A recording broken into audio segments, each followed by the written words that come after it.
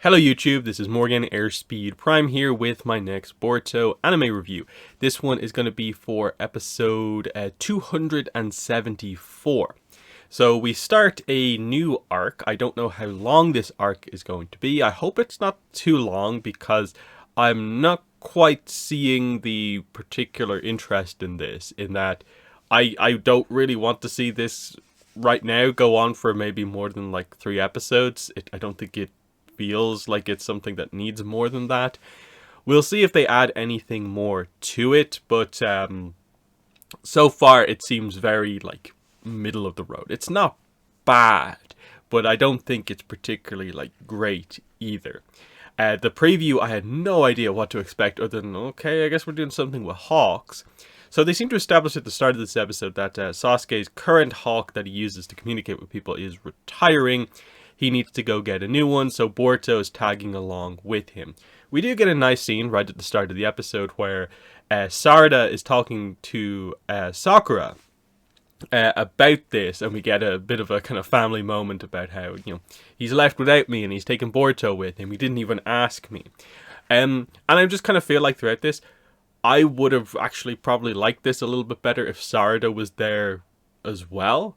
Or if this was maybe Sarada on the mission instead. Because I think the worry about this is that they're falling a little bit too much into the typical Boruto arc structure. And in an episode where they reference, what's his name, Tento, it's so interesting that they're basically doing the same thing again. Of course, Boruto becomes friends with the notable new young character who's a part of this arc and changes their life.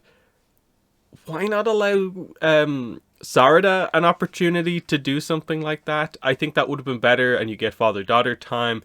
Because for the most part so far, the Boruto-Sasuke dynamic here so far doesn't seem like it's that important. And again, with these arcs where it's not manga content, and it doesn't seem hugely important, why not let other characters who haven't had the spotlight have some of that spotlight? And even though Sarada is one of the main characters, she could do with having some kind of solo episodes ultimately.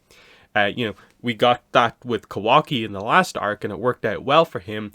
Why not do it with Sarada, who you would arguably say is kind of one of the characters who's in the main cast who kind of gets the least amount of focus? Because even Mitsuki has had specific like episodes or even arcs where he's been more of a focus. Sarada, I feel like, needs something a little bit more. But anyway, that out of the way, we go to basically the guy who I guess trains the 1,000-mile hawks. And along the way, we find out that there is this, what would you even call it? It's basically like a zoo for rich people where you can actually buy the animals if you so wish. There's definitely the element of sort of like kind of poaching kind of going on here, of like they don't really care about the animals. It's all about making money. And they double down on that with the idea that the owner doesn't even care about her son, Suzura, that much. And we're just kind of dealing with this arc where we just seem to have objectively like bad people that we have to deal with here. And I suppose we're basically just waiting for them to just objectively commit something that is a crime so that Sasuke and Boruto can properly get involved and deal with this and make things better going forward. Now, they do seem to be leaning into the whole hawk aspect quite a bit, in that Suzura is training a hawk that he found, and it's like a white hawk.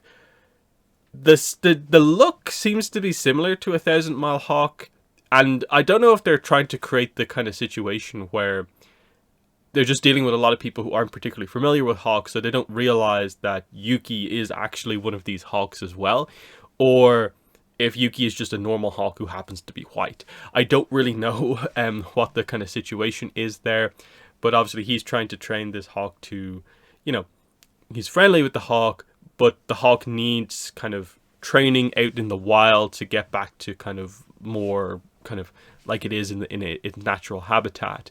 Boruto helps with this, and also we get into the idea that Suzura basically has not had any like schooling, and so doesn't know how to read or write, and Boruto offers to help with that. And again, it's a nice scene. I think Suzura is a perfectly fine character. I'm just not like blown away by what's being presented to us here.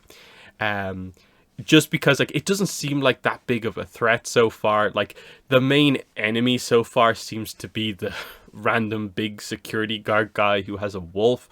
But I just feel like if Sasuke is in any way involved in the conflict here, it's just over. And that guy doesn't really feel like that much of a threat.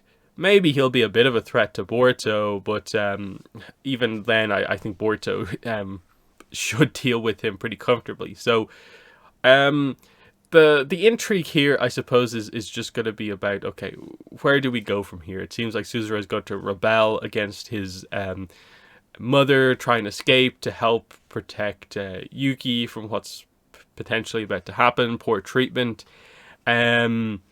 Sasuke gets his new hawk in probably one of the more interesting scenes, where the guy actually guides him to the place where the 1,000-mile hawks are, and covers the idea that they're relatively distrusting animals, so you might have to stand there with your hand in the air for days upon days before even one comes anywhere near you, because shinobis try to get these hawks, but the hawks can sense your bloodlust, and so Sasuke does it, and within seconds, it seems like one of the main hawks, who's like right up at the top, comes straight down, and it's like, wow, you're a special shinobi, Sasuke. So that's interesting, kind of just highlighting that Sasuke has absolutely developed from the past, where you maybe would say there was definitely a little bit of kind of bloodlust going on there, given what his mission at the start of the series kind of was, to now being very kind of chilled out and relaxed to the point where a hawk comes straight to him. And it feels like, okay, mission accomplished. It's just this paradise kind of zoo place that we now have to deal with. I just hope coming out of this that this is not a particularly long arc. I don't think this is one where you need to turn this into like a 10-12 episode arc. I hesitate to say that this even needs up to like 5 episodes based on what the scope seems to be now. And if we are still going to be in these anime original arcs for a while longer, because again, I still don't think we've progressed in the manga enough to warrant going into the manga content just yet, because I don't think there's enough important stuff that's happened just yet.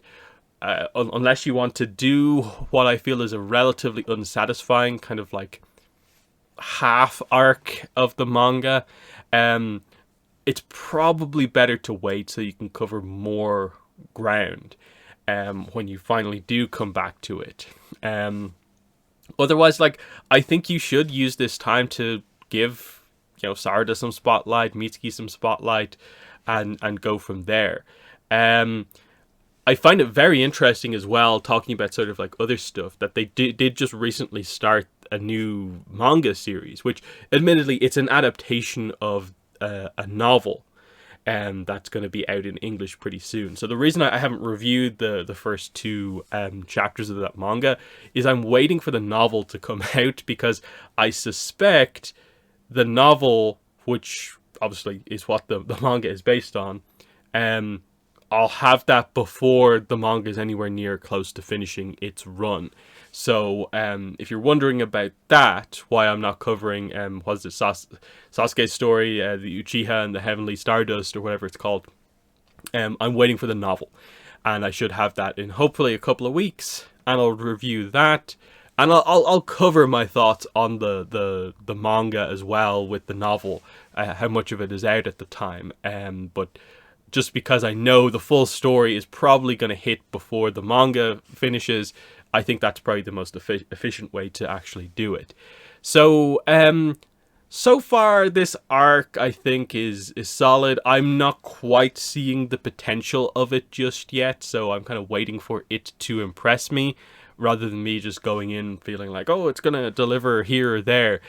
I like that Sasuke is a focus, but I definitely, there was so many, I think, other ways to make this arc, I think, more interesting than they have so far, but there's still, something here at the very least. So in the comments, let me know what your thoughts were on this episode. Otherwise, that's been the video. Thanks for watching, and bye.